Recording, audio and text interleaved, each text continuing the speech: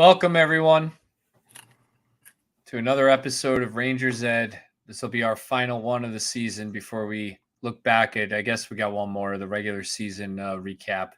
This is a playoff recap. We're here to look back at the Rangers playoff run, which, ended abruptly on Saturday night in the Eastern Conference Finals, a 4-2 series loss to the Florida Panthers. We got Nicky Blogs here from Broadway Breakdown. What's up, buddy? How we doing, guys? Hanging in there. We're myself and Bree are a little depressed over here, end of season, but we'll survive. We're excited for October already. What's up, Bree? Thanks for joining us as well. We got Little Ed over there. Little Ed, what's up, bud? How you doing? Hanging in. The dust has settled. It's a little tough out there on social media, reading some of these posts already. Only 2 days after the season ended for the Rangers. But I can't do it. We chopped Coach Ed's playoff beard yesterday. Had to use the leaf blower to get rid of all the excess. So I threw up a nice little reel up on Instagram today of that. I thought that was hilarious. I didn't do mine yet. I got to do it. Kathy and I took like a full video of the whole process. So I think I'm going to do like a voiceover and do like a tutorial on how to trim your playoff beard. Or I guess they had to trim someone else's playoff beard. But then just now I did a video of myself in the bathroom doing my own fresh. So stay tuned for Little Ed's tutorial on how to properly trim your playoff beard. Yeah, I probably need that. Because I got to do mine too. It's ready. It's ready. It's been ready. Nicky's still young, but his will come in soon. Evidenced by the picture you posted in the intro there. I'm looking at like a straggling gray hair sticking out of my beard. Yeah, if I live closer, I'd clean you up, but you gotta pay extra for me to get to Miami to do a house call. I get told to grow mine out all the time, but I'm not a big facial hair guy. Fair enough. So maybe that's why they lost, Nicky. It could be. I'll try it next year. I'll try it differently. Yeah, for real. All right, so let's just get right into it. We're going to try to avoid all this off-season chatter that's been hitting Twitter in the last 2 days. It's been unbearable for me to even go on Twitter and read what people are writing. I go on The Athletic. I don't want to read those articles. I go on Twitter. I don't want to read that. It's just speculation after speculation. So we're not going to do that. We're just going to look back at the Rangers playoff run here. It did end abruptly without a Stanley Cup again for the 30th straight season. So there's a little bit of disappointment, but there are some positives we're going to look at as well. Let's just start with the Florida series, though. A pretty exciting run the Rangers had. They started the playoffs 7-0. They came back in Game 6 against Carolina to reach the Eastern Conference Final, and they faced the Florida Panthers, who are the other division winner in the East. So really a battle of the two best teams in the Eastern Conference. And Coach, what do you think went wrong? What was lacking? If you could pick one thing, what was lacking in that series? Well, Kathy was asking me what the difference is, and I've been saying it all year, and we were watching it at Eddie's house. It's just a matter of who wants it more. I can't describe it any other way. You can't tell me Florida is more skilled. They're not more skilled. The goalie's not better. It's a matter of each player saying, I want this, and you could just see it in Florida that even in the games we won in overtime, it was that close. It could have went either way. Every time the Rangers touched the puck, no matter who it wasn't just Panarin. It wasn't just Sebastian. Every time a Ranger touched the puck, there was one man on him. He made a pass. There was another Panther on that guy. It was just one after another, relentless, just like the announcer said. And that's how you Kathy said it. Play. Kathy said it too. Not to cut you off, but Kathy said it too. I mean, she doesn't know a ton about hockey. She's learning. I mean, she watches the game with us, but she goes, "How come it seems like there's 10 Panthers guys on the ice and only 5 Rangers?" And Messier said it between periods right after she said that. He's like, when you're playing like that, it feels like there's 10 guys. It's just you don't know where to turn. And It's just they anticipated every play the Rangers made, even in the games we won. They were anticipating breakouts. A power play, they were on point, and we had a lot of guys that took the series off, in my opinion. Yeah, I mean that's fair. Yeah, I would add to that. It's the who wants it more. Definitely is a good way of looking at it. I think you might get some pushback on that because it's just hard to quantify that, right? Like, it's not that they didn't necessarily want it. Like, I truly believe the players wanted to win and were trying to win. What I don't think is that they're willing to pay a price, though. And I think you're saying the same thing. They're not willing to pay the price going into the middle of the ice.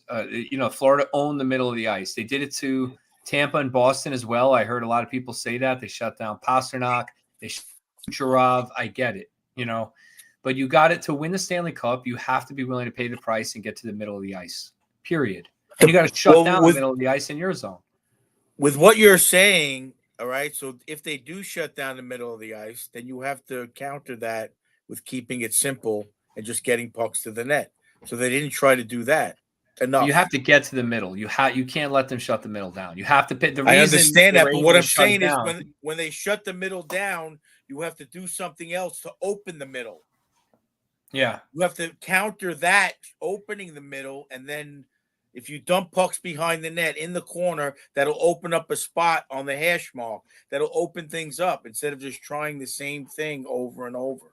When your system isn't working on offense, you need to adapt. That's what every sport is about, adapting to what the other team is doing, offensively and defensively. And I don't feel they did a good enough job of that. So I agree with you. Yeah, you have to get to the middle, but they were closing it. So then you have to counter that with something that opens it and then get guys in the middle. And you have to have guys that want to go there, first of all. Well, that's the key. That's what I'm saying, is that they don't want to. What are your thoughts? What'd you say? Little Ed. No, I mean, you guys pretty much hit the nail on the head. I don't think it's necessarily – I'm sure Zibanejad and Panarin and all of them wanted to win. It's just a matter of finding that extra step or realistically being that type of player. I mean, I spoke a little bit about this with Double Defense on my post game the other night when I hopped on Instagram. And they were like, well, isn't that coachable? Isn't that teachable? Whatever. I mean, to a certain extent, yes. But at the same time, if a player's been playing one way their entire life, it's very difficult to get to that next level and to sacrifice your body and potentially get injured or bruised up or whatever. I mean, I saw some pictures of Zibanejad walking out of the rink perfectly fine in a suit, all buttoned up, pristine. I mean, walking out of game 5, game 6, whatever game, I mean, you should be a little beat up. You should be a little injured or whatever. And I don't know, like I said, I don't think he's willing to pay that price. And I think a lot rides on like what the players have going for them off the ice. And I don't know. It's hard to say. Well, to piggyback on that, also, if it doesn't hurt that much, like he's going home like nothing happened. He's granted he's got a wife and a great kid. I love that. But like he was upset in the post game. But if you're just gonna, that's gotta hurt. That's gotta sting for a while.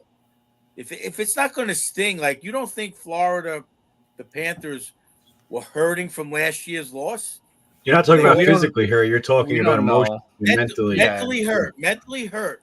We don't know that though. I mean, you're speculating there. I mean, everybody's hurt this time of year one way or another. Physically, some don't let it on. I mean, Chris Tanev was in a walking boot for Dallas, right? That we could see.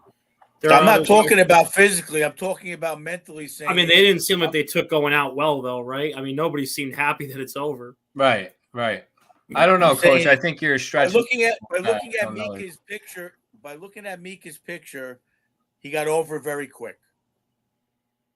I guess he was out of the rink in 20 minutes. On the verge of tears. He was out of the rink in 20 minutes. My friend said. You talk to Henrik Lundqvist's wife, I guarantee you, she said after a game I couldn't talk to him. After this, I couldn't talk to him. He hurt that he wanted it the next game. I hear what you're saying, and I agree with that. But I just don't think we know what Meek is feeling or acting like. So it's we don't. We don't. I am speculating. We're just guessing that the whole podcast is speculation. No, I know that, but I'm Oh. saying I don't think we should imply that that he's home and like not hurting that they lost and he's over it. Like I don't think we should even imply that. I don't think we know. You know what I mean? But I hear you. It's that mentality that wins, and if he doesn't have that or the team doesn't have it, then they're not going to win. I mean, it's just a sad reality. Is in order to win the Stanley Cup, the guys have to be willing. There was one play in Game 6. It was in the third period. I was live, so you guys did a player wrong. But there was a play that Wenberg on with Mika. Mika gives it to Wenberg, and he kind of cuts to the middle, and then Deeks left, and then he got punished with a check, and he went like flying. Wenberg, yeah, I know. I think I know what player you're talking about. It was Wenberg, right?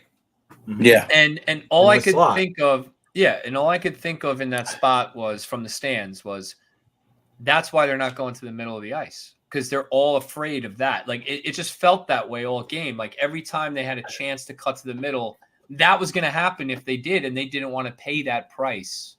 Well, that's what happened 2 years ago with Trouba when he took Crosby out. When who else did he hit coming across the middle like that? Last year. Timo Meyer last year. But I'm talking Seth 2 years ago. Jarvis. There was two players 2 years ago that he just Seth Jarvis. Yeah, we were talking about it forever, and all last year, all this year. You got to have that player, and you got to have that player that's going to put that fear in the other team's eyes. Yeah, I think the Rangers had the fear. They had fear. That's what I felt, at least. I don't know, but it felt that way. They were able to outmuscle Carolina. I mean, that was the talk of the whole series, right? Washington's going to try to beat them up. Carolina's going to try to beat them up. The Rangers have to match it. They did. They absolutely did. They did a great job. It got a little scary in the Carolina series, of course, but they did a great job. They closed it down. But then they just couldn't match the Panthers' style. Like their aggressiveness and work ethic, whatever you want to call it. Tenacity, great word. It's tenacity. Yeah. So, you got to look forward. I mean, maybe this is a good segue. You got to look forward. You got to take some positives out of it, and they have to learn a lesson. I mean, everyone always says you got to learn how to lose. You got to learn how to lose. Yeah, they learned how to lose 2 years ago in the Eastern Conference Final, but they lost in a much different fashion. Yeah. Nicky, before we go to the positives, I'll give you a chance for some closing thoughts on some this. negativity. No, just more your thoughts on the series. I don't have I talked to you guys after Game 5, and I don't ever want to quit on this team, and I was hopeful they'd find a way to win Saturday night, but I was in the building for Game 5, and I didn't feel good walking out of there. I didn't really think they had much of a chance, and I didn't think it was because they weren't good enough. I just thought, and I still think they're just better than them. And I think Florida, it's really hard to accept because I've never enjoyed a Ranger team as much as I did this one. They're the best one I've ever watched. I love these guys. I love every single one of them. And it was tough to sit there Saturday night and see it end because we all wanted this one. I don't think we've wanted it more than we've ever wanted it this year. And it was tough to sit there and accept that it still wasn't going to be their turn. But the Panthers they're a little deeper. I think not just deeper in terms of physical bodies, but bodies that can be effective in the offensive zone in more than just possession. And they have some guys that have a lot of playoff experience and are a little better at being playoff players. And while I wish our top guys would have been a little more effective in the series, I know Cousin Ed brought it up already, like to Barkov in particular, his credit, he shut down a lot of guys, a lot of top guys in the run. He did it last year too. That's what they did to people on their way to the finals. And it's, you don't want to make that an excuse because it's not our team, but I think it says a lot about the caliber of the opponent. They're about as well coached, well drilled, and as deep as they come. Maurice is an excellent coach. Him and Laviolette were in a chess match as much as they could be. I think they struggled on the road without last change in particular. They got stuck in a lot of bad matchups that they couldn't get around, and they have some things that as the playoffs wore on, I think kind of showed themselves through. And I'm not trying to bash anybody, but I think it's kind of clear that, Trouba had a really tough time, especially against some speed and that dual ability of some of the Panther forwards to be fast and physical. And it kind of became what it was going to be. And I don't think they're far away. I don't want to make a wholesale blow up kind of change necessarily. I want to keep adding to this team. I want to, chop and change some pieces, but that's a conversation for another day. I love this season, and I just wish that we had another game tonight. Yeah, it's it's tough. Like I keep seeing the Panthers, are a better team than the Rangers and all this stuff. And honestly, the margins are really very small between these teams. And I say that because when you look at the analytics of the skaters, you're not talking about the goalies. And people want to like separate the goalie from the team and say the teams, well, the goalies are part of the team, right? So when you take Igor Shesterkin and the edge that he gave them over Sergei Bobrovsky in this series, the margin was tight. They win game 5 on a Forsling shot that Igor probably should have had, but there was 10 minutes to go in that game. It was 1-1. Even game 6 was 1-0 into the third period. One shot away, like small margins. The Rangers could have just done a little more, scoring the power play a little bit, yada, yada, yada. And they win that series. Been a big difference. I mean, if they scored 2 or 3 power play goals spread out over those games, they win that in 5. I mean, that's just the margins were tight between these teams, and I don't want. Not only that, look at Forsling's goal, Bennett's goals. They were all like top corner in a spot that was about that big. Great So shots. Igor wasn't off by much, and that's what I talked about all year. When he even got a piece of most of the goals. He got a piece of. Yeah, or and they were people deflected out of midair. Why is that shot going wide every time? But that's the difference of going wide and getting in. Is that little bit off the tip of your stick, and it was going in. Like centimeter, millimeter. It's crazy. Yeah, a little more of an edge to the Rangers. A little more. Reinhart got those 2 power play goals in that game coming out of from be over the goal line. They got that one nice Reinhart bang bang one timer, but other than that, their power play wasn't so effective either. He got those 2 hard-nosed goals on the power play, which in my opinion was a mistake by the D, because Igor's got to play the pass a lot. It's hard, and what I agree with you. It wasn't that big of a difference. That's why I said the desire and the will to win.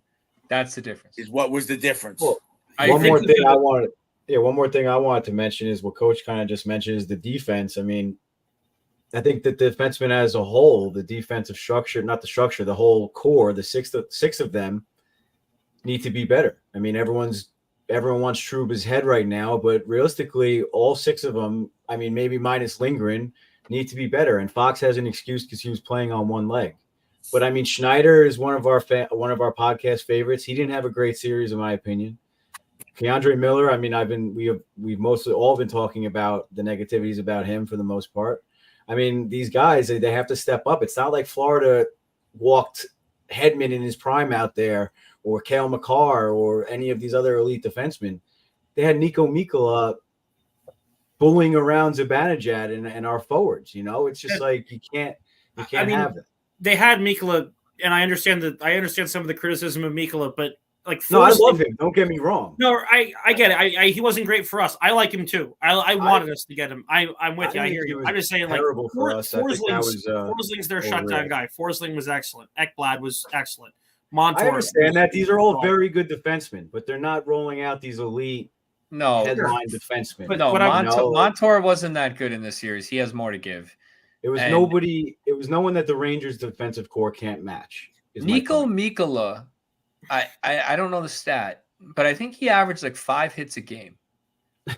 I don't think he threw a hit when he was on the Rangers. So it is a little bit of a team mentality. That you go like, look at Tarasenko. I was watching something and they were saying like Paul Maurice was saying it. It was his press conference. Tarasenko's really bought in since he's come here. He's blocking shots. He's doing. Tarasenko goes to the Panthers. He sees all these guys giving everything they got, playing with the will to win, and he does.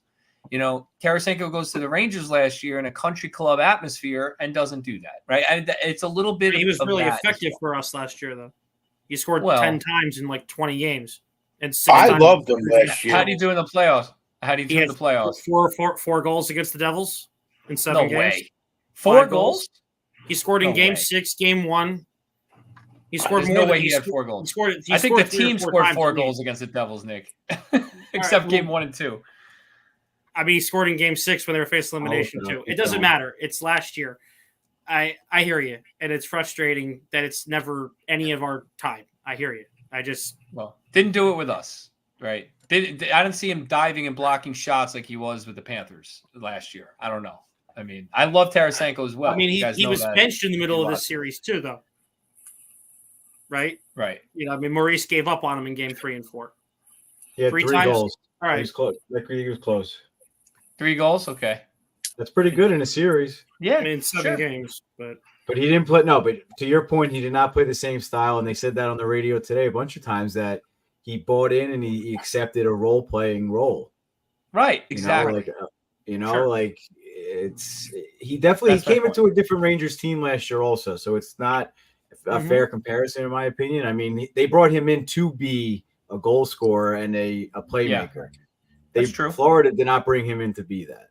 Maybe at the time they did, but as the season progressed or whatever, it didn't happen. They brought him in to supplement an already really good team. Exactly. Well, the Rangers did something similar, but not to the same but the extent. Rangers went into that situation with 2 openings on the right wing on the first 2 lines, right? Like you're saying, they want him to come in. The bottom line is the mentality of the team and everyone buying into it. And I said it 100 times while this series was going on, and all my friends I've been talking to the last couple of days, every single one of Florida's quote unquote elite players buys into that program. Barkov will hit you. Yep. Sam Reinhart will hit you. Sam Bennett will rip your head off and then go bar down. You can't teach that. It's a tenacity that also is beyond the hitting and all that. That's true, but it's the puck goes to the corner. It comes out to the hash mark on the boards. Reinhart gets it. What does he do? He doesn't throw it back to the point or cross-ice pass or dump it back. He takes it and he goes to the middle of the ice and he attacks the net. Attack the net. That's what all they do is attack the net from the side. Boom. Cross to the middle. And you got to punish them if they do that. That's the difference. It's the tenacity to get to the net with the puck and create havoc. Carolina allegedly had it. They didn't have it like Florida had it. Carolina was a shoot the puck mentality. Florida was I'm taking this I'll skate it into the net. It's a much different kind of tenacity that I felt watching the games. And I think the Rangers lacked the ability to prevent it. And they lacked the ability to do it themselves, whether that is will, as coach said, and I agree with him. It's a will. You got to want that. You got to know you're going to pay the price and accept it. Accept it. I'm going to get hit. I'm going to get knocked down 20% of the time I do this. The other times I'm going to get slashed. I'm going to get cross-checked. You got to know that's coming and be willing to accept it. You need players that are doing it, you know. This team reminds me of a direct, almost replica of the Bruins with Marchand and Bergeron. Barkov is like Bergeron, obviously won the Selke, and I guarantee any player that comes there, they get sat down and they're told, this is what we have to do. And if they don't do it, they're not going to be in the lineup. Yeah. That's the bottom line. Like you said, they come in, there's a culture, and they all buy in, or they don't play. I think what's tough to accept out of the whole thing not to go back to the negativity side, but like this Ranger team, right, they asked to be coached harder. They asked to change the style of play last year. They bought into Laviolette to the tune of winning the President's Trophy, to the tune of winning 2 series, to the tune of being in these games, but that's where it just wasn't quite enough. I don't think it's, that's the hard part to accept. And to your point too, cuz about bounces and I don't want to, it's hard to make it about bounces in a game where you hardly touch the puck in a period, right? But like you go to Game 4, Mika fires the puck off the bar, it bounces off the line and not in. Yep. That Game goes 1, in. Wenberg gets to the open net. He's got the puck on his stick. Bob's not in the cage. He doesn't score. Game 5, the rebound gets spit out. It goes past Kakko. It comes to 3-on-2. They score. Game 6, Mika's in front. The puck hops over his stick instead of to him. Roslovic fires it over the top. It's hard to make it about margins when you have stretches of play where you're not touching the puck, but it's tight and it's there. And they were on the wrong end of the minute. It felt like watching the Lightning series in 22 in a lot of ways over again. Yep. I don't disagree with you, Nick. To me, I was sitting there every game they lost saying it's only one shot. I never gave up, But in hindsight, it's frustrating. A lot of times you make that puck luck also. By being in the right position, by timing it right. Like Mika should have been in a little bit of a better position there. You got to get out of that area earlier, knowing what the play is coming. All right. I love him. I love the way he plays for the most part. Mm-hmm. But in these tough, hard-fought games, you have to get body position. I look at the one play, I'm watching the game, and again, Kathy's watching it with us. Fox knocks down Verhaeghe in the corner. Mm-hmm. The puck is sitting there, and someone else was with Fox on the Rangers. Verhaeghe gets up. He was on his ass, sitting down, got up, and he got the puck and came out. How does that happen? That play too. Yeah. How does that? That was just one example. Yeah. That is ridiculous. And I think to your point on puck luck and making puck luck, Coach, and it was, I think Vince Mercogliano had said it on the Ranger beat, like the Panthers, they had what? Goal in game 1 off Lafreniere's foot, a pair of goals off of defenseman in game 3. But when they have the puck that much, you're to borrow a term from Rick Carpinelli, you're smoking in the dynamite shed. Yeah. Whoa. Well, look at you. Well, I mean, that's it's definitely true. And look, kudos to the Panthers. With all this being said, we're saying the margins were close because a lot of people have this narrative the Rangers got smoked. It's not true. The goalie's part of the team. All these games were a goal shot away from being tied.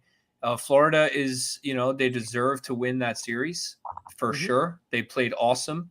They're a great team, and they're going to be tough to handle for years to come. So, just congrats to them on getting back to the Stanley Cup final. It's a difficult thing to do, and they're a hell of a team. So I'm not going to say I wish them luck.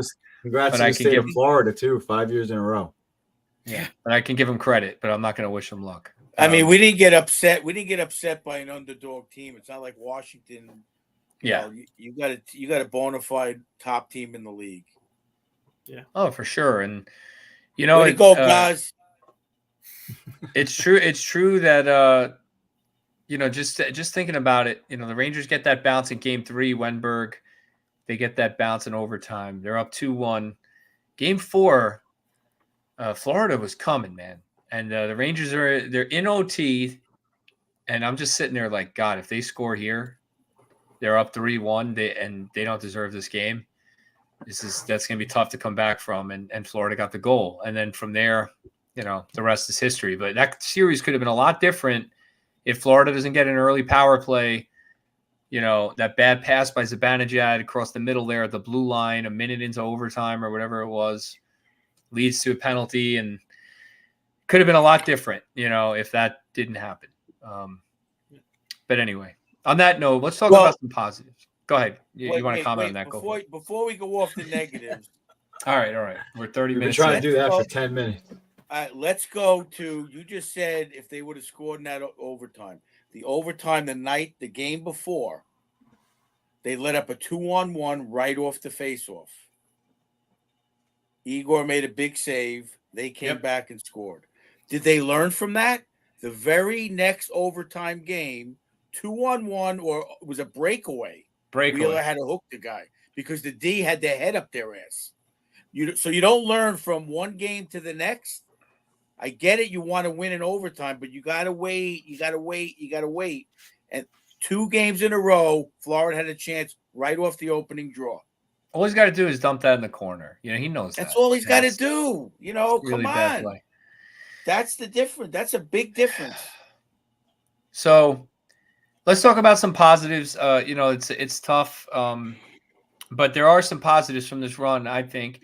Number one, Igor Shesterkin. He's front and center, just an outstanding goaltender, and playing himself into the category of one of the top goalies in the playoffs every year. His playoff stats are insane. I think he's got like a .928 save percentage in the playoffs, something like that. And that's with all those games in Pittsburgh where he got, pretty much heckled off the ice in 2022. Even with those games, his numbers are insane. His goals saved above expected is well above everybody else. He's just, without Igor Shesterkin, you might be able to say that since that game, his numbers have been that good. Well, I'm saying include You those know what I mean? games Like in his he numbers. like really snapped out of it after that happened. That's never going to happen to him again. Right. Well, that's what I'm trying to say. Even if you include the bad numbers Right. from No, I those get it. games, his numbers are still ridiculous. But your It point is is, funny that series started. He made 60 some odd saves and an over to 3 overtime loss. right. No, I think it was more than that. It was like 80 saves. Was or it 70 over 70 maybe? 79 It or was something. great. It He was was pushing something. it in Yeah, it game was 2 wild. against Carolina this year. It was just a workhorse performance. He's just awesome, and I can't say enough good things about the guy's performance. He really came around after January. Half the fan base or more was riding on their car windows in the snow to Quick's the number one goalie and all this stupidity that I laughed off and was like, guys, come on. And this is why. I mean, this guy is just phenomenal. I don't know. Nothing else to say, really. You guys can go ahead. Nicky. Well, real quick, fans in the comments, everyone's calling for trade suggestions and things like that. We're going to have a full off-season episode with Nicky with possible trade, signings, who should we let walk, things like that. So be patient. Like we said, we're just trying to cover the playoffs and what happened right now, and we'll talk about the future on another episode. Yeah, and the reason for that is we don't want to react with emotions. A lot of people Exactly. are like, trade this guy, cut this guy, let this guy go, and the emotions are high right now. So we're just trying to kind of The injury report didn't even come out yet. Right. Yeah, let's absorb what happened. Let's see what kind of surgeries the team has. Let's see who we can make excuses for, and then we'll go from there. But anyway, Nicky, Igor Shesterkin, go ahead. I mean, Igor was sublime in this postseason. He was, he wasn't even that busy against Washington, and he still had great moments in the first round. Really good against Carolina, brilliant against Florida. Just can't say enough good things about 31. As for the rest of the team, I thought through 2 rounds, the big guns delivered the way we wanted them to. And, there's a lot of heroic moments. Panarin in overtime, game 3. Vinny was probably on his way to a Conn Smythe trophy if they win the whole thing. Mika had a productive first 2 rounds. Of course, the Kreider moment in game 6 in Carolina. But I think the biggest takeaway, and I know Little Ed you're absolutely right. He didn't have a great series against Florida, but there were 2 guys that they had great regular seasons, and then they were really good in the playoffs, and it makes me feel great about the future.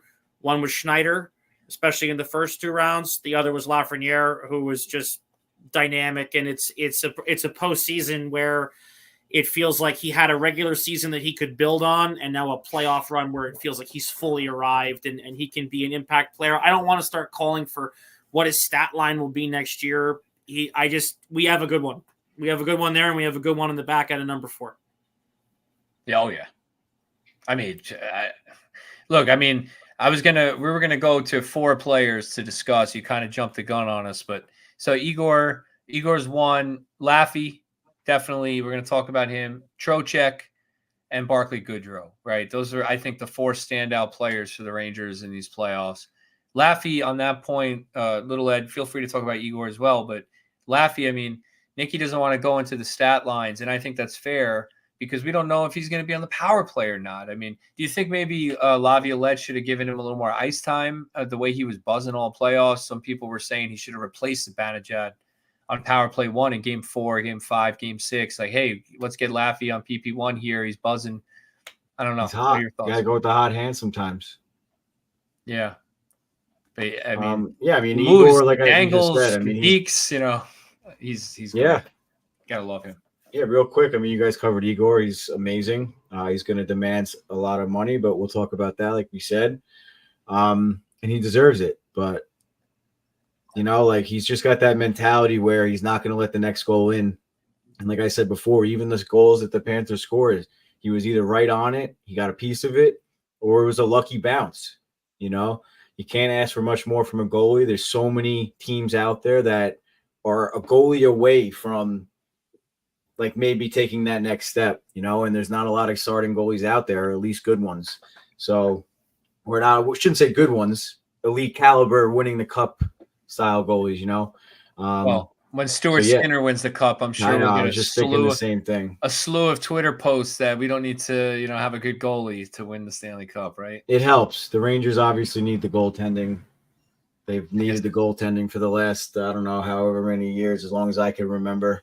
And like I said, the important the important thing is the most important position I would say in hockey. It's under control and we don't have to worry about it for a very long time.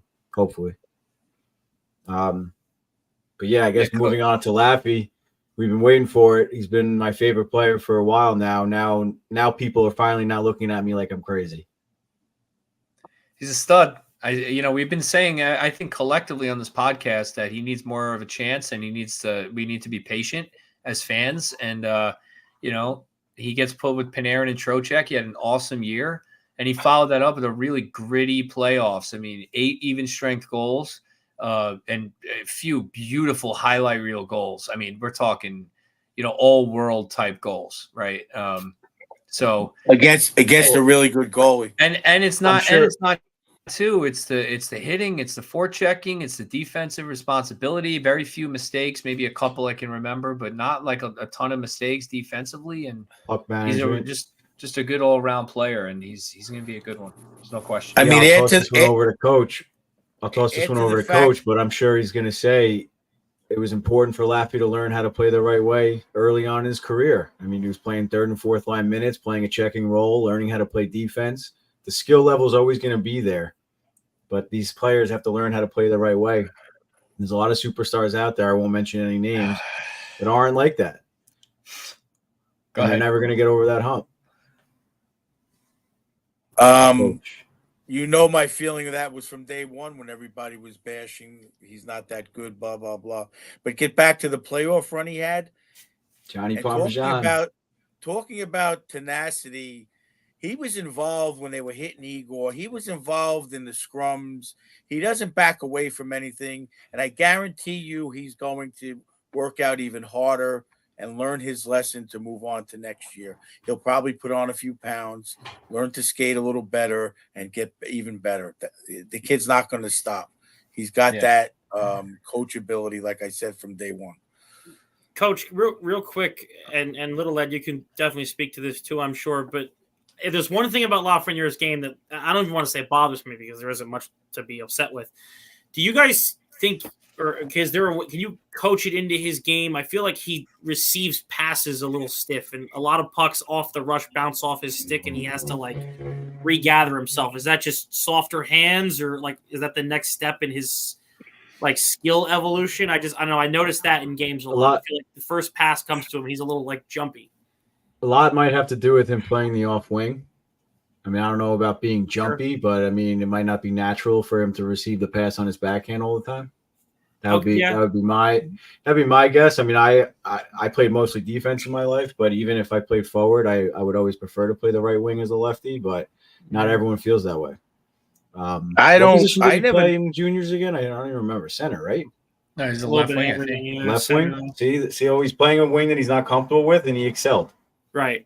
I maybe jumpy is not the right word. I just thought when I see him, I know what you mean. To receive a pass, I see it bounce off rather than catch it clean and go. I think if he can add that, I just see him be able. Then he can drop his shoulder and go, "Bye, guys." That's all.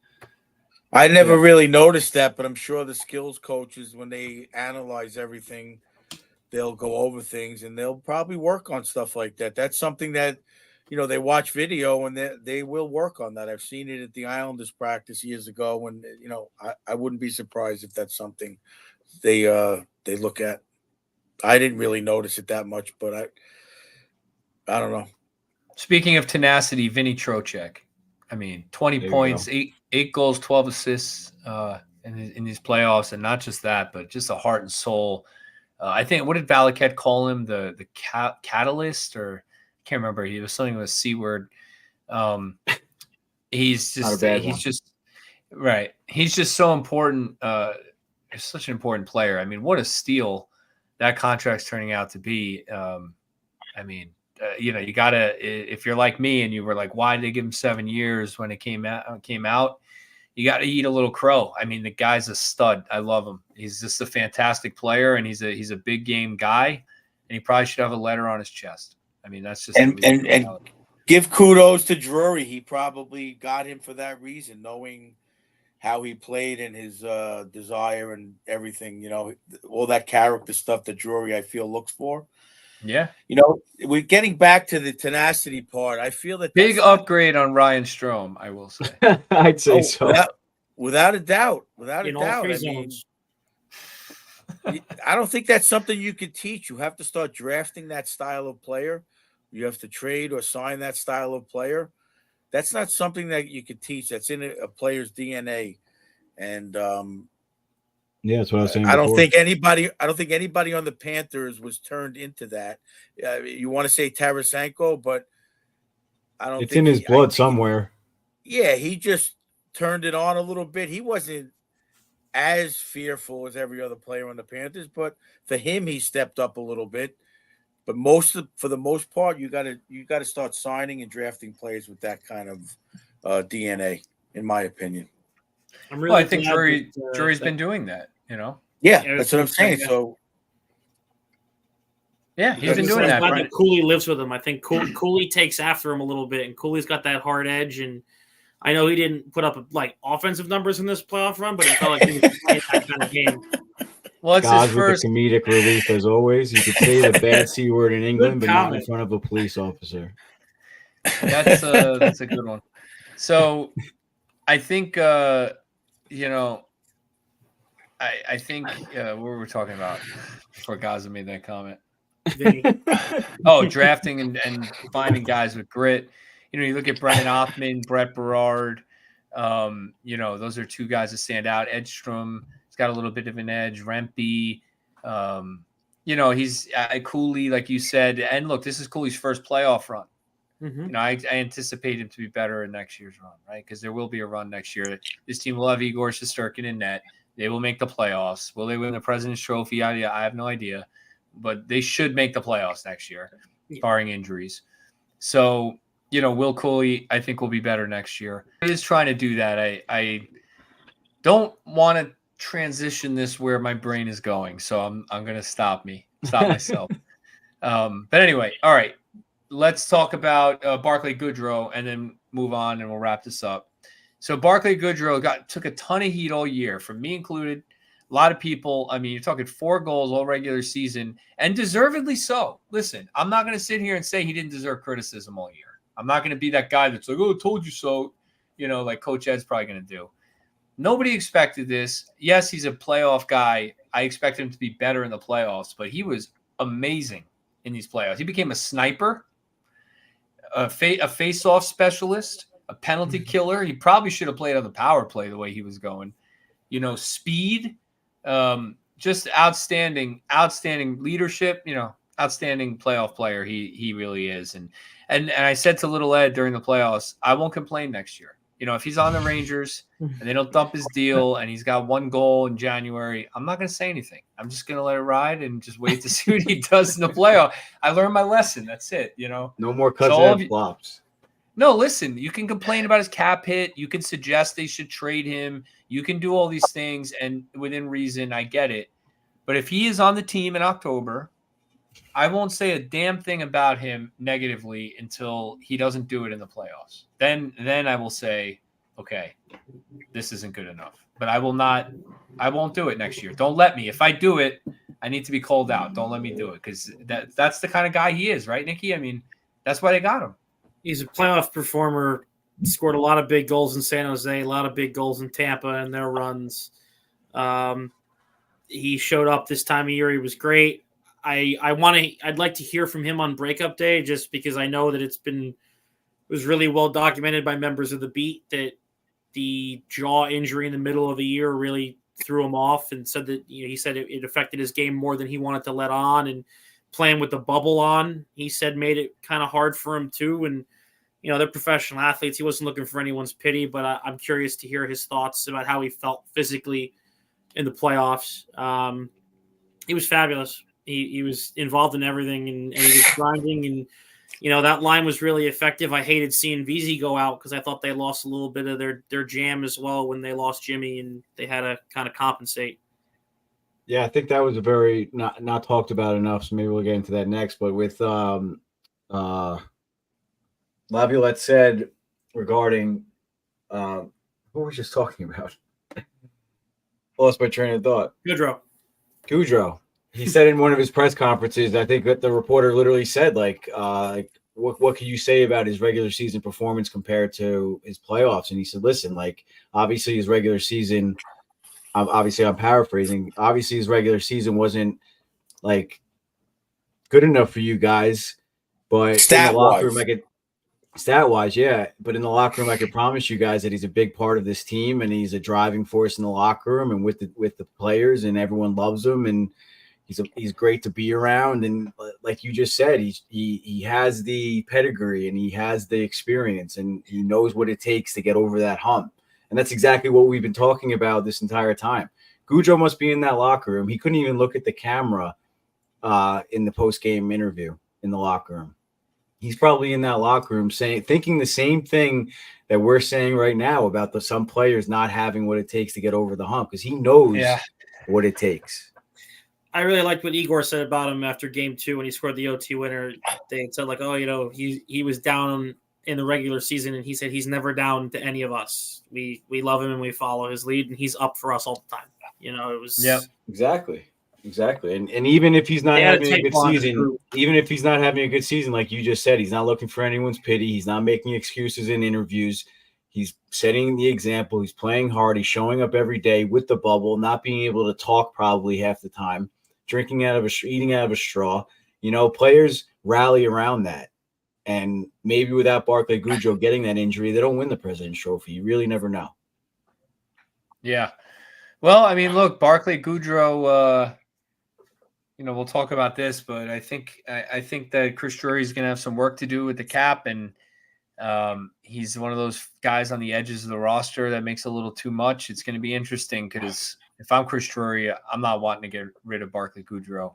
So there's after that performance, there's no way. So I mean, it's going to be interesting to see what he does, and he had a hell of a playoffs, and really just appreciate a guy who can just pick it up like that. I mean, we're talking. I don't know how you could replace that with all. We're talking four goals in 70 games, and then or 75 games, whatever he played, and then 6 in like 20. I mean, it's just like if he had an average regular season or an average postseason, and didn't perform at like we're talking about, then yeah.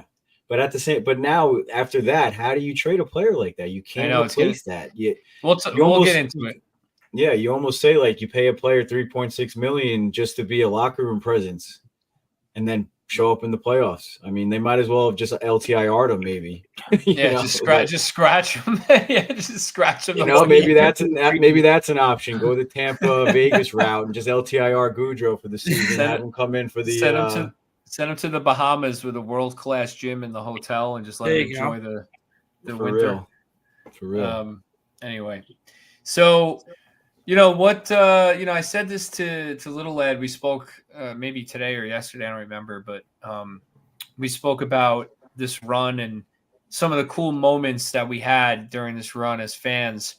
And they're going to kind of get like lost in the shuffle, along with the Stepan OT winner back in, what was that, 2015. Because they didn't win, right? They didn't win the cup. So it's a moment that we enjoyed as fans that we'll remember, but it's always going to have that bittersweet feeling to it. But you still remember it fondly as years go by. So, for you, Nicky, like what is your moment this year that, if you have to pick one that you think you'll remember? Are you holding me to one, or can I cheat and give you 2? No, because we're gonna have to give ones also. So I want you to give me one. You can give an honorable mention after. Okay, I'll do honorable mention after because there are 2 from being in person. Number 1 for me will be Trocheck's double OT winner. Yeah. I was in the building. My dad and I and everybody in our row dogpiled on each other, and we talked about atmosphere this year in the playoffs. Sometimes it felt a little flat. Some nights it was really rowdy, and game 2 was a night that it was really rowdy.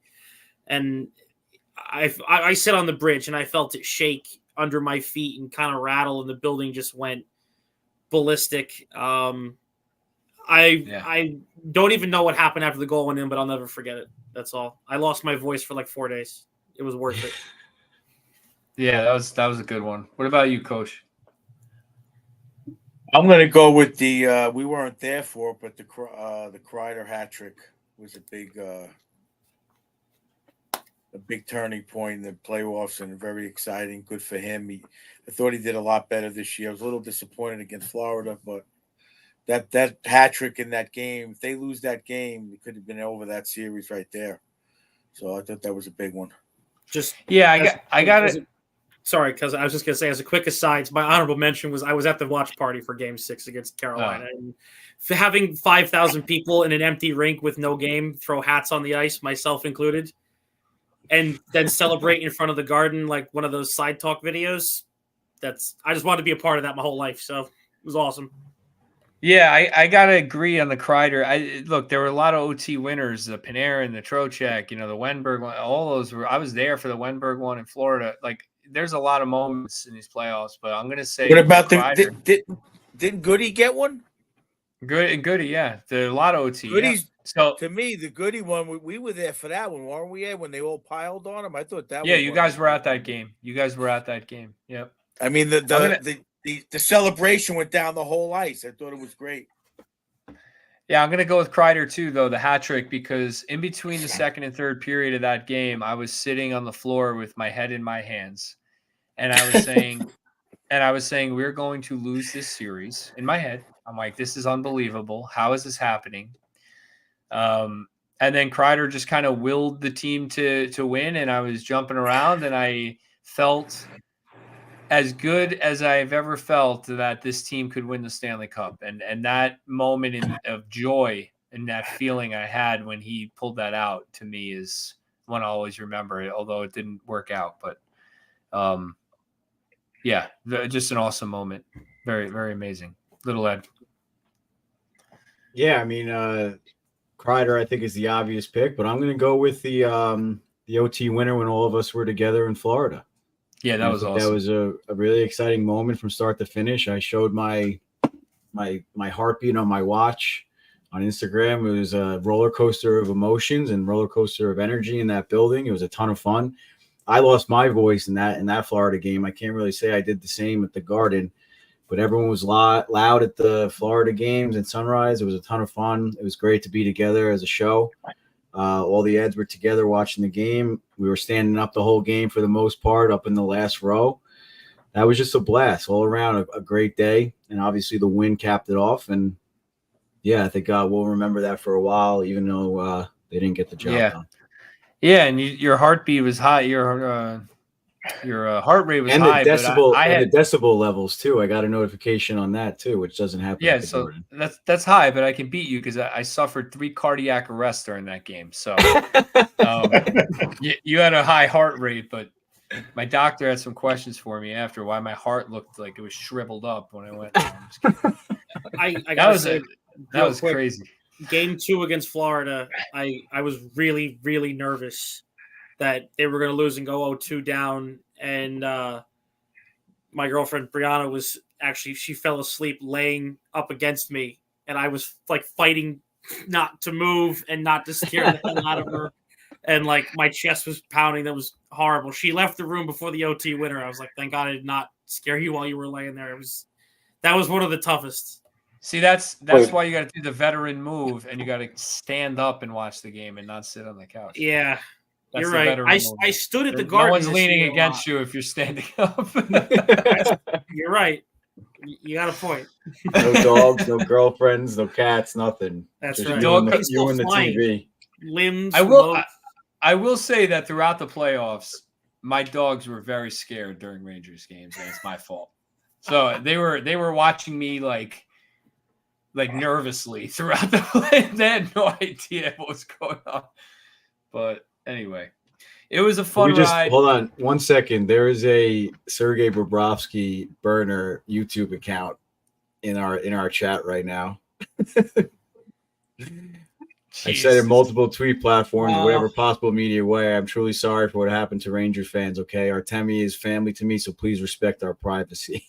That's funny, and I would almost believe it if they could spell his name correctly. But since they didn't, I think legally you kind of have to do that. No, you can do whatever you want. Best of luck in the final, Bob. Yeah, good luck in the finals, Bob, with McDavid and Draisaitl, players that can actually put the puck on net.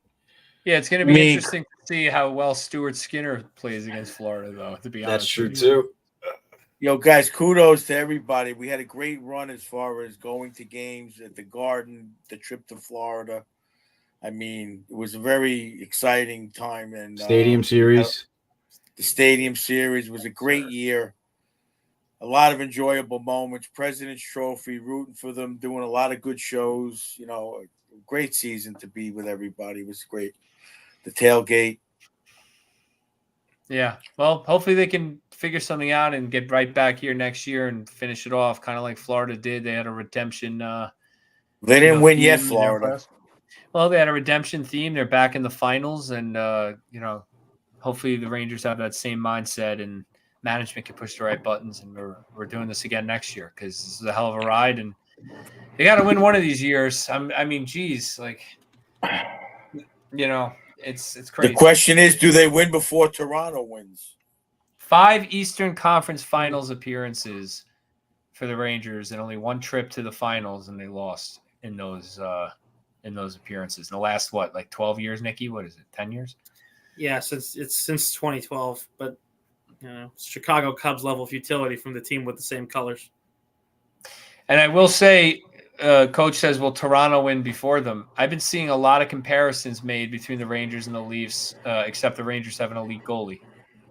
That's what a lot of people are saying. The Rangers are the Leafs. The Rangers are the Leafs if the Leafs had an elite goalie, is what I'm seeing. So that's the theme.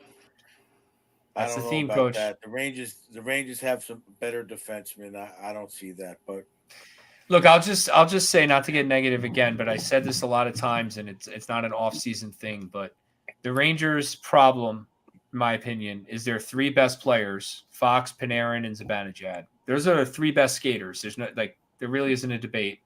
They're soft, and that is a hard truth to say. They're not hard-nosed, as we've been saying about the Panthers guys or Trocheck or good. They're not hard-nosed guys. So it's hard to win when your 3 best skaters are not willing to pay a price.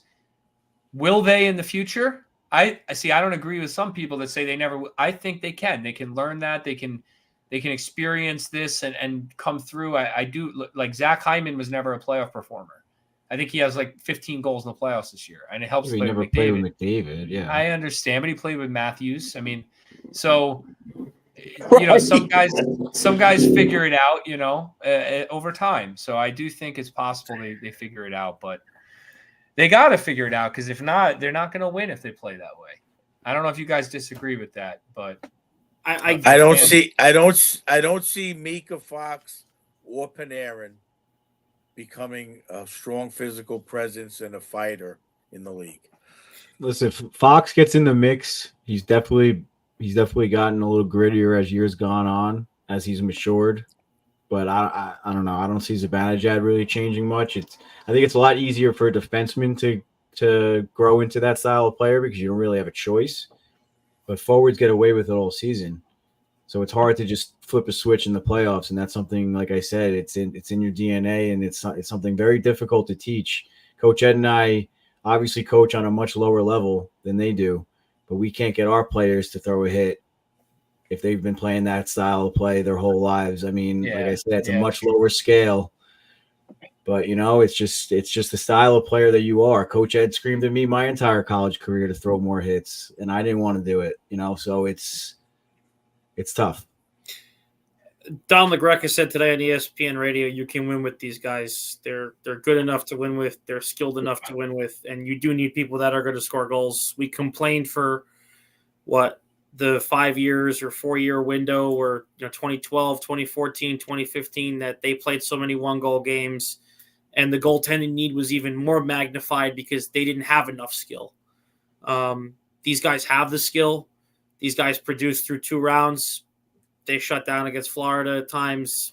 I get it. It's frustrating, but maybe I'm a little too optimistic sometimes, but I'll roll the dice and go to war with these guys again. No, listen, it's not impossible to win with them. Yeah. Panarin and Zibanejad being your 2 best players, but they have to find the pieces to complement them. They found Trocheck and Laffy to complement Panarin. They got to find a right winger for Zibanejad, and we'll talk about that in the upcoming episodes. They have to find a grittier right wing for Zibanejad and Kreider. If they're not going to buy into it, then they have to find someone that will. They can't have that line being completely soft. I will say I don't want to end this episode arguing with Nicky, but I will say when you say they produced through 2 rounds, when's the last time Zibanejad scored a goal in the playoffs? What was it game 2 against Carolina? Game 3? One of those, yeah. I know. I mean, him and Panarin had 12 and 14 points, I think, through the first 2 rounds. I mean, setting guys up, creating offense, driving play. Sure. I know, but when's the last goal? When's the last goal he scored? You know, I mean, he's paid to score goals. He's got to score goals. As a center, he's just to do everything, right? But that's what I'm saying. I mean, that puck doesn't bounce over his stick. He or slides. The crossbar goes in, right? Right. He slides away without any criticism. It's tough. Yeah. But the fact of the matter is, it doesn't go in. So then he has to do the little things and like show a little bit more energy or snipe every time. That's fine too. It's like, just snipe it. Don't hit. I don't care if you're going to snipe. Yeah, that's fine. Right, but you can't have both. You know what I mean? You can't have nothing. I mean, if I may, just also real quick, and I don't mean this as I'm arguing with any of you guys, but actually I want to take an issue with something that Larry Brooks wrote last night. He said that Kreider, and I get sometimes we want him to be more engaged, like in the other areas, but there's no guy better or tougher at the front of the net, and that's a big part of this team. His power play presence, his screening of goalies, his deflecting of shots. I think getting rid of him hurts the identity we want them to have. Getting rid of Kreider would be absurd. That's not. It's not. Yeah, who says to get rid of him? That's what they're saying on Twitter. Brooks made an argument in the post last night that it's time to move on from Zibanejad, Kreider, and Trouba. And I don't know. We're going to have that conversation later. This is why I can't even read those articles, Nicky. I don't know. Well, that's $23 million on the cap that we could spend. I mean, that's interesting. Right, $23 million is very nice, right? But regardless, Kreider is part of the identity we want them to have, at least in his net front presence, and he's about as good a two-way forward, and Mika too. We agree. Kreider. Look, Kreider's one of those guys that always leaves you wanting more because you look at his size and speed and skill combo, and you're like, how does he not score a hat trick every single time he plays? Yep.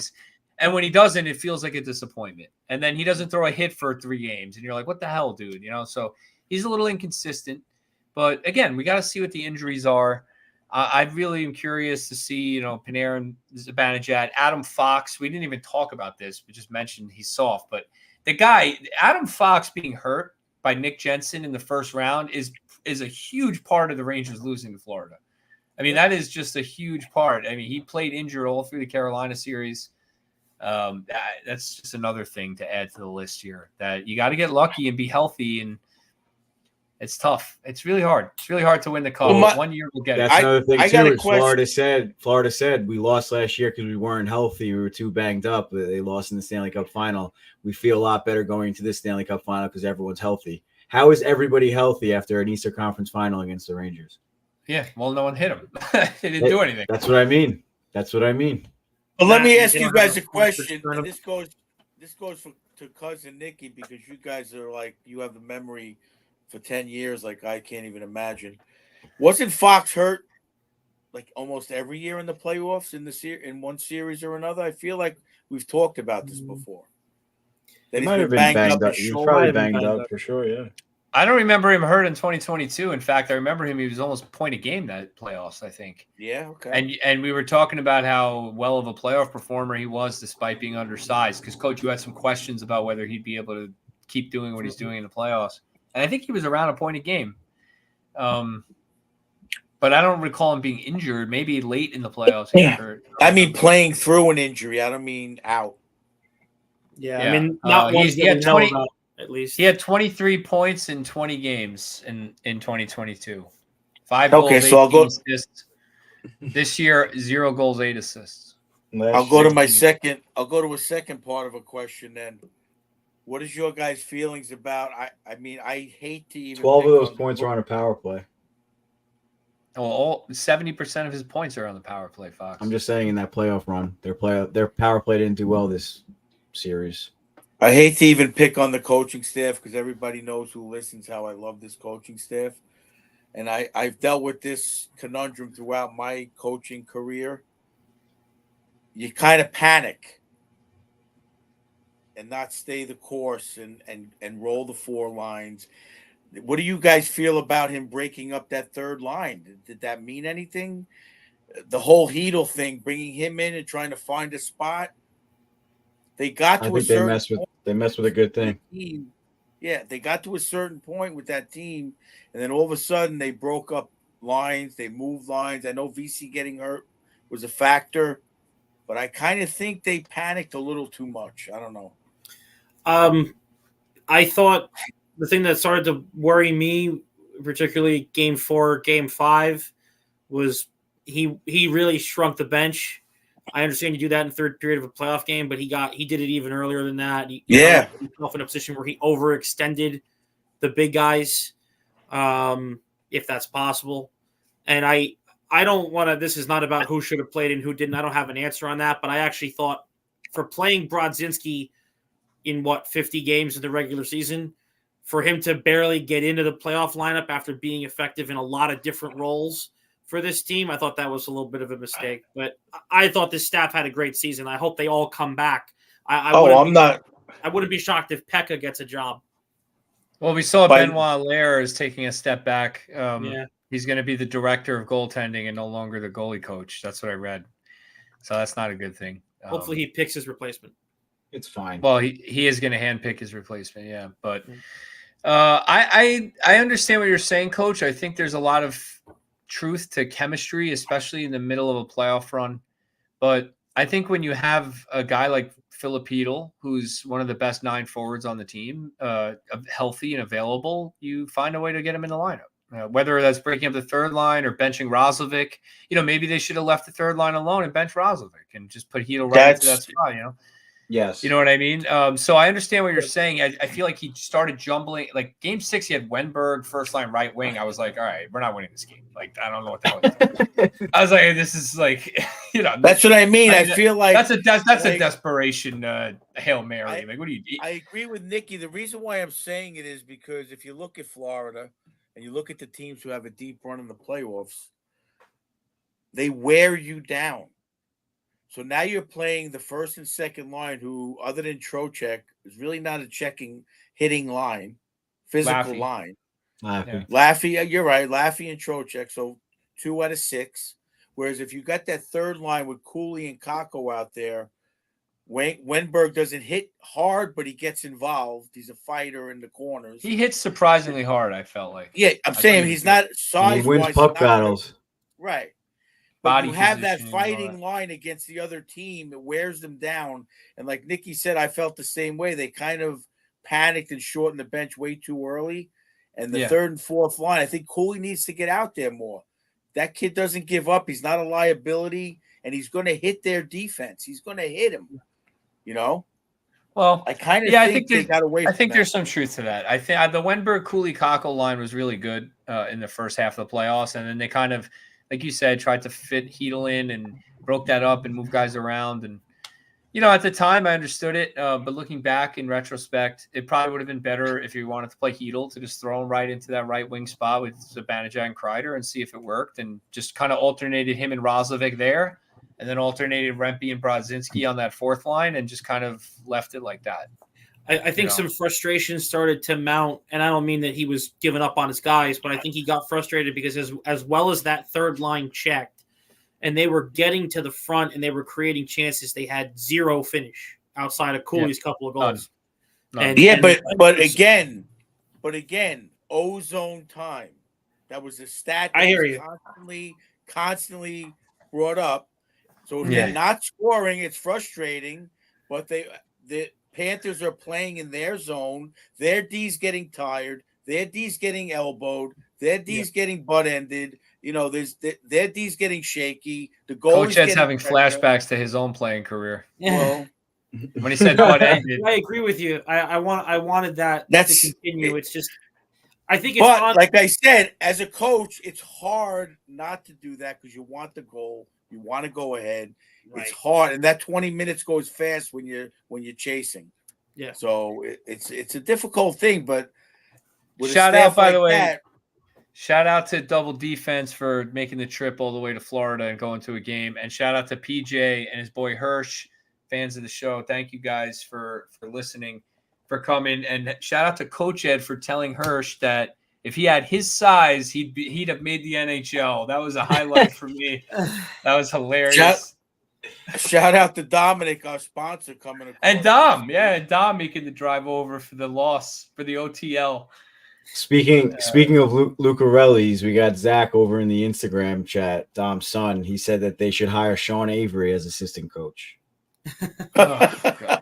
No Motivational chance. speaker Sean Avery. No thanks. Yeah. No thanks. He's better on Instagram. His Instagram videos are awesome, though. They are. They make me want to run through a wall. I don't know. They're about also the Rangers. hilarious.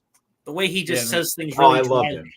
Oh, Yeah, it's they the are. best. It's the best. All right, boys. And the way he let's wrap starts this all up. of them, he's like, "Let's go Rangers. Pop Van sucks. Fat boy wouldn't shake my hand." Fatso and shake my hand. Yeah, he's so funny. Let's wrap this up though. Next episode we'll do our regular season awards like we do every year, and we'll get into a little. We're gonna do the off-season episode after that, or in the same episode. Yeah. I don't remember. After that, We'll do it. After that. We'll do it after that, and then we'll let the dust settle on the Stanley Cup Finals, and then we'll drop a little off-season talk. We'll see what injuries guys had, and let's fast forward to October, right? Because you got homework to do. I got homework to do. Yeah, What? before that Friendly. last episode, I need a full list of all unrestricted free agents in the league. Nick's got you covered. Nicky Blogs got you covered. And I the already cap space. started doing that yesterday. Yeah, so and the cap space. And I I need all this. did that information yesterday. at my fingertips. All right, Coach, I got you. He's going to be a valuable asset to Coach Ed, I think. I'll make a spreadsheet. We'll do a Google spreadsheet, Coach. You know how to use Google Drive? You're gonna have to show me that before. All right, guys. Thanks Shout out for shout out to all the fans that have been with us this whole time for all of our live shows in the chat too. You guys have been great. Paul, Gaz, Kevin Shields, everybody, Brendan Lynch. I mean, I can name everybody, but you guys have been awesome. Really thank you for the support. We'll keep this live show going. Love hearing you guys in the chat, throwing your comments up on the screen. It really keeps us going, and it's important that we know people are watching, so we keep doing it. It's great. Yeah. I love Guys, it. if I may, Thank before you. we sign off, I just want to say thank you for having me join into the fun of this season, and I look forward to a lot more good stuff ahead. We got exciting stuff in the partnership coming. We're very close on that. So stay tuned to Broadway Breakdown. We're going to have a very busy baseball summer. Unfortunately, if you're into the Met content, I'm sorry. There's nothing really fun to say there. But if you're a Yankee fan get watching, into it. I'm sorry. Stay tuned. Regardless, All right, boy. more. Thanks again to all our sponsors, Sorrento's. We had some great meals, pregame meals. Every game we watched at Eddie's, we had some great food, some great deals. Get over to Sorrento's. Thanks for Bella Marble, Old Country Tile support. Ed, who else we got? Suitors Sweet Treats, as always, sending over the treats to keep Coach Ed. How many Sweet Treats cookies going. does she have to send you for you to remember that she's? How many cookies? Meg is always close to my heart. I have the picture she drew for me for Christmas up above one of my dressers in the living room.